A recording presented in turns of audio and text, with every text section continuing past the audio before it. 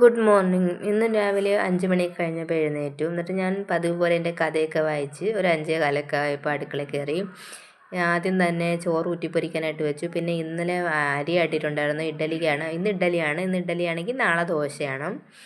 പൊതുവേ ഇവിടെ മിക്ക ദിവസവും ഇഡ്ഡലി ആയിരിക്കും, അല്ലെങ്കിൽ ദോശയായിരിക്കും, അതും അല്ലെങ്കിൽ അപ്പം. പുട്ടൊക്കെ വളരെ വിരളമായിട്ട് ഉണ്ടാക്കാറുള്ളൂ. ഇതിനിടയ്ക്ക് തിങ്കളെ ഇന്ന് പോകണ്ടെന്ന് പറഞ്ഞിരുന്ന് കരയുന്നുണ്ട്.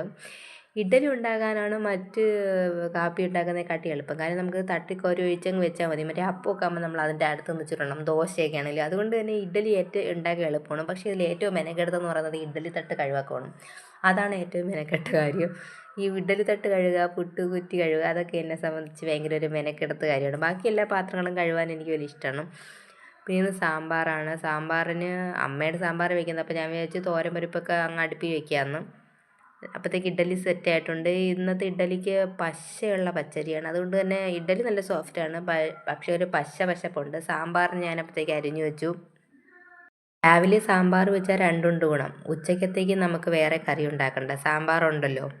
പിന്നെ ഇതിൽ അവിയലിന് വേണ്ടിയിട്ടും കുറച്ച് പീസ് ഇട്ടിട്ടുണ്ടായിരുന്നു. അങ്ങനെ അത് മാറ്റി വെച്ചു. ഇന്ന് തിങ്കൾ ഇഡ്ഡലിയാണ് ഉച്ചയ്ക്ക് കൊണ്ടുപോകുന്നത്. അതുകൊണ്ട് തന്നെ ഇന്ന് ചേട്ടന് കൊണ്ടുപോകാനായിട്ട് പാവയ്ക്ക മെഴുക്കാണ് വെച്ചത്. ഇവിടെ ചേട്ടൻ മാത്രമേ പാവയ്ക്ക മെഴുക്ക് കഴിക്കുകയുള്ളൂ. ചേട്ടന് പാവയ്ക്ക മെഴുക്ക് വലിയ ഇഷ്ടമാണ്. അതിൽ അരച്ചൊന്നും ഇടേണ്ട കാര്യമൊന്നുമില്ല. എന്നാലും ഞാൻ ഇതിൽ കുറച്ച് തേങ്ങ ഇട്ടിട്ടുണ്ടായിരുന്നു. ഇത് തിങ്കൾ കൊണ്ടുപോകണത്.